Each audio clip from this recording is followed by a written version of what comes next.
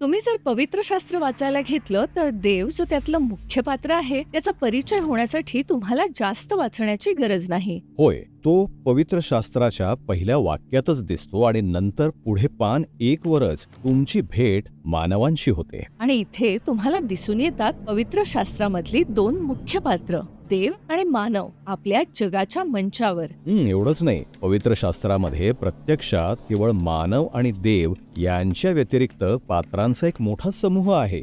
उदाहरणार्थ, म्हणजे इब्री शास्त्रामध्ये एलोहिम नावाच्या आकृत्या, देवदूत, सैतान, दुष्टात्मे ते कथेमध्ये सर्वत्र आहेत. होय बरोबर, आध्यात्मिक प्राणी. खरं सांगायचं तर त्यांच्याविषयी काय करावं हे मला कधीच उमगलं नाही. हा सगळा प्रकार विचित्र आहे.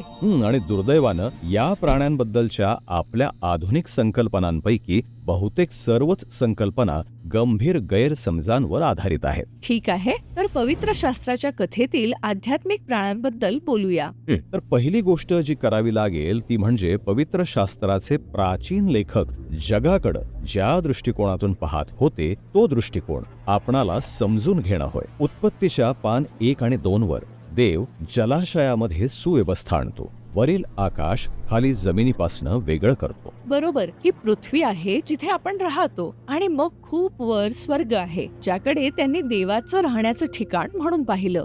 पण पवित्र शास्त्रामध्ये या जागा वेगवेगळ्या नाहीत, त्या एकमेकांना समाविष्ट करतात. आणि खरं तर एदेन बागेचं वर्णन संपूर्ण पवित्र शास्त्रामध्ये उंच पर्वतांमधील एक बाग जिथं स्वर्ग आणि पृथ्वी एक होतात असं केलंय. छान ना? तर असं हे जग आहे. आता त्यात काही प्राणी हवेत. देव प्रथम सूर्य, चंद्र आणि तारे निर्माण करतो आणि रात्र आणि दिवस यांना संचरित करण्यासाठी त्यांना नियुक्त करतो. आकाशात झगझगणारे वायूचे जे मोठे गोळे तेच तुम्ही सांगताय ना? पहा, तुम्ही त्यांच्याबद्दल असा विचार करता, परंतु पवित्र शास्त्राच्या लेखकांनी सर्व प्राचीन लोकांप्रमाणेच त्यांना तेजस्वी उच्च ठिकाणांमध्ये असणारे आणि चमकणारे स्वर्गीय प्राणी म्हणूनच पाहिलं आहे. जे विचित्र आहे, तारे प्राणी आहेत असा विचार मी कधीच केला नाही. बरं, तुम्ही मानत नसाल, पण पवित्र शास्त्राच्या लेखकांसाठी आपल्या सोबत अस्तित्वात असलेल्या आध्यात्मिक वास्तवाबद्दल विचार करण्यासाठी आणि बोलण्यासाठी त्यांनी ताऱ्यांची श्रेणी तयार केली. हे एक वेगळ्या प्रकारचं वास्तव आहे. जसं आकाश जमिनीपेक्षा निराळं वास्तव आहे आणि ते विविध प्रकारचे शरीर असलेले चमकदार आध्यात्मिक शरीर असलेल्या प्राण्यांनी भरलेले आहे. बरं, म्हणून प्राचीन इस्रायली लोकांसह जवळजवळ सर्व प्राचीन संस्कृतींनी ताऱ्यांना दैवी प्राणी मानलं. परंतु पवित्र शास्त्राच्या लेखकांनी स्पष्ट केलं की हे प्राणी देव नाहीत, उलट त्या देवाच्या प्रतिमा आहेत. त्यांचं वैभव आणि उच्च दर्जा निर्मात्याच्या गौरवाचे आणि दर्जाचे प्रतिबिंब आहे आणि ते त्याच्या उद्देशांची सेवा करण्यासाठी अस्तित्वात आहे. तर तारे अशा प्राण्यांचे प्रतीक आहेत जे देवाच्या स्वर्गीय कर्मचारी संघासारखे आहेत. बरोबर. आता मागे जाऊया, कारण जेव्हा देवानं स्वर्गीय प्राण्यांची नियुक्ती केली तेव्हा त्यानं आणखी एक प्रकारचा प्राणी देखील नियुक्त केला. मानव. होय, इब्री भाषेमध्ये त्यांना आदाम म्हणतात, जो की इब्री भाषेतल्या मातीसाठी उपयोगात येणाऱ्या शब्दासारखा वाटतो, कारण ते मानव त्याचेच बनलेले आहेत. वर गौरवशाली शासक आणि खाली केसाळ प्रजा.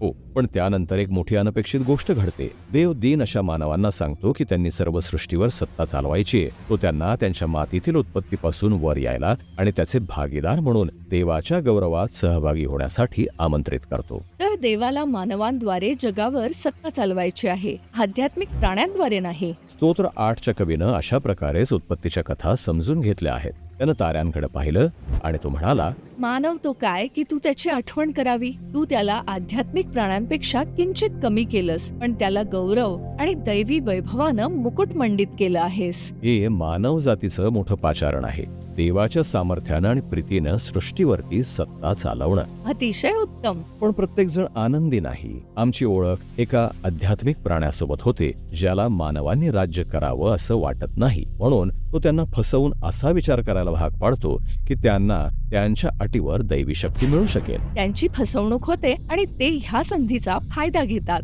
म्हणून ते एदेन पर्वतावरून बाहेर घालवले जातात, पृथ्वीवर भटकण्यासाठी आणि धुळीत परतण्यासाठी निर्वासित केले जातात. हा सर्प एक वाईट बातमी सारखा आहे. हो, आणि जसजसे तुम्ही पुढे वाचता तसतसे तुम्हाला कळते की तो एका आध्यात्मिक बंडाचा भाग आहे. तो एदेनाच्या बाहेर काढल्या गेलेल्या मानवांच्या मागे जातो आणि इथून गोष्टी आणखीन वाईट होत जातात. मानवांना अजूनही सत्ता चालवण्याची इच्छा आहे, म्हणून ते एक नवीन प्रकल्प हाती घेतात. होय, पवित्र शास्त्रामध्ये त्याला बॅबिलॉन असं म्हटलंय. हे एदेन विरोधी आहे, जिथं मानव आणि बंडखोर आध्यात्मिक प्राणी स्वतःला त्यांच्या पूर्वीच्या वैभवात पुन्हा स्थापित करण्यासाठी एकत्र येतात. आणि म्हणूनच हे सर्व लक्षात ठेवून पवित्र शास्त्राच्या कथेत आपल्याला भेटलेल्या निरनिराळ्या पात्रांविषयी आपण दाद देऊ शकतो. देव, मानव आणि सर्व आध्यात्मिक प्राणी. अगदी बरोबर. आणि म्हणून आपण काय अभ्यास करणार आहोत याचं पूर्वावलोकन इथं आहे. आपण देवाच्या स्वर्गीय कर्मचारी संघाबद्दल, ज्याला दैवी परिषद म्हणतात, अधिक जाणून घेणार आहोत. मग आपण देवदूत आणि करूब, आध्यात्मिक क्षेत्रातील प्रमुख व्यक्तींबद्दल बोलू. आणि मग एक विशिष्ट देवदूत,